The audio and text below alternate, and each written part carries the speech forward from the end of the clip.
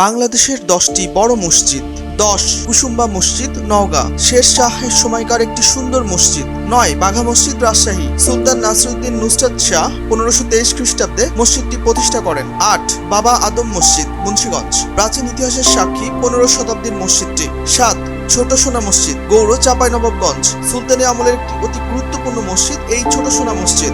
6 লালবাগ শাহী মসজিদ ঢাকা, মুঘল আমলের ঐতিহাসিক ও সুন্দর স্থাপত্যের নিদর্শন এই লালবাগ শাহী মসজিদ। 5 শেখ জায়েদ মসজিদ ঢাকা, সংযুক্ত আরব আমিরাতের শেখ জায়েদ মসজিদের আদলে নির্মিত। 4 আদ্দিন হাসপাতাল জামে মসজিদ ঢাকা, আধুনিক স্থাপত্যের একটি চমৎকার উদাহরণ। 3 জামিয়াতুল ফালাহ মসজিদ চট্টগ্রাম, আধুনিক স্থাপত্যের একটি নিদর্শন। 2 ষাট গম্বুজ মসজিদ বাগেরহাট, সুলতানি আমলের বৃহত্তম মসজিদ, বাংলাদেশের দ্বিতীয় বড় মসজিদ। 1 বাইতুল মোকাররম জাতীয় মসজিদ ঢাকা, যা একসাথে প্রায় 40,000 মুসল্লি ধারণ করতে পারে। বন্ধুরা, আপনার এলাকার সবচেয়ে বড় মসজিদ কোনটি? কমেন্ট করে জানিয়ে দিন।